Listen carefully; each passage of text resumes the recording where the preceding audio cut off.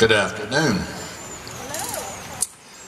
I am definitely just an ordinary chair, but with an extraordinary calling. I'm an extra chair. Didn't match anything in the dining room, and certainly didn't match anything in the living room, and so pretty much spent 60 years sitting in the bedroom doing odd jobs there, and Mom used me quite regularly for when she worked at the sewing machine. A lot when the kids were home. It kind of dwindled down, not so often after they left.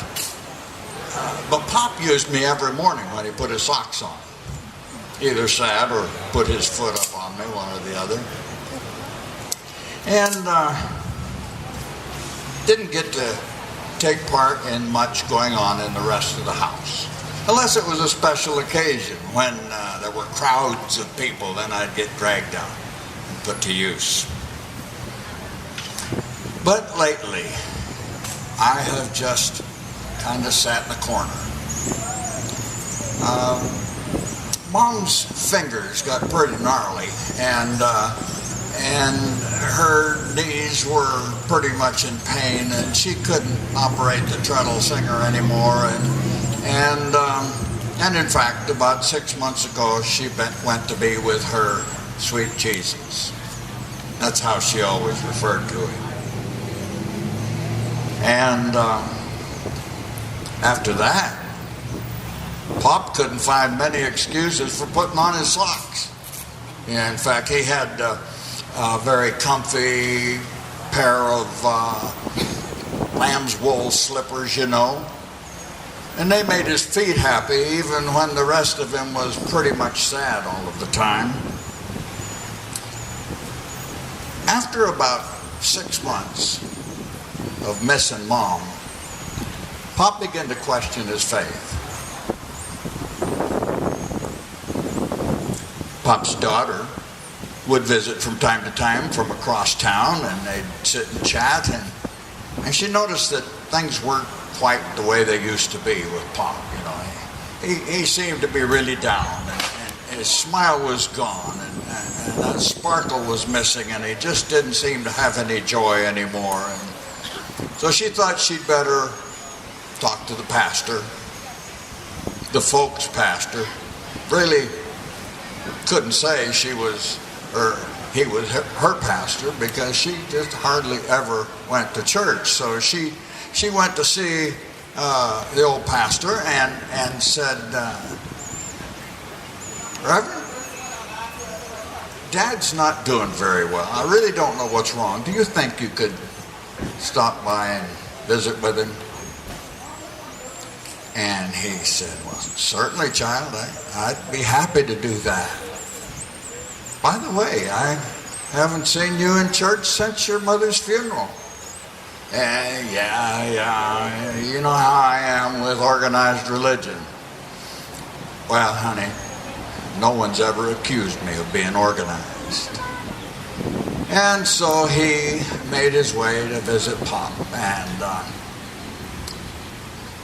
I kind of enjoyed having the pastor around, because finally I was being used. He sat and chatted for a while, and it was nice for me too.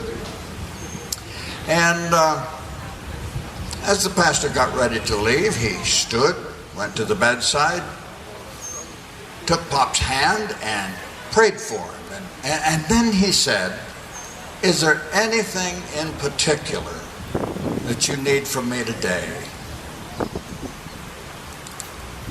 And Pop said, well, Parson, I just feel like God is so far away. I'm not even sure he's hearing anything I say. And that's when it happened.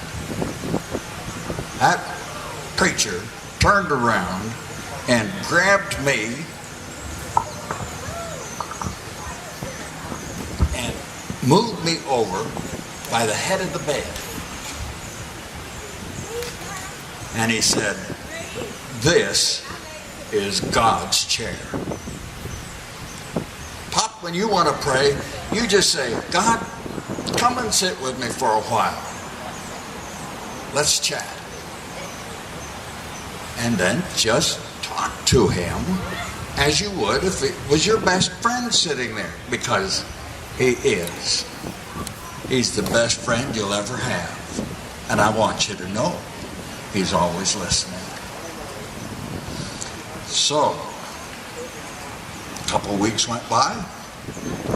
Pastor went to visit Pop again, and when he came in the door, he said, "Hey, how's it going?" And Pop says, "Oh, Pastor, you'll never believe some of the conversations God and I have been having." He said, "If heaven's any better than this, I can't believe it." And when Pop went home that day, he went with a spring in his heel too, because there's nothing finer for a pastor than to know you've helped somebody get intimate with their Heavenly Father again. Well, a couple more weeks passed by, and a knock came on the door, and it was the young lady again, and she said, "Pastor, Pop died in his sleep last night. Do you think you can hold a service for us Monday?" "Oh, child, I'm so sorry." "Yes, certainly. I'd be honored." And then as the girl got ready to leave, she turned back to the pastor and she said, "Reverend, something strange about the way Pop died that I don't understand." He had crawled up high in his bed and leaned out over the edge and laid his head on that chair. And that's where he went to sleep and died. I don't get it. The pastor gave a knowing nod, and I know too just exactly what happened. Pop peacefully went to sleep with his head in the lap of God.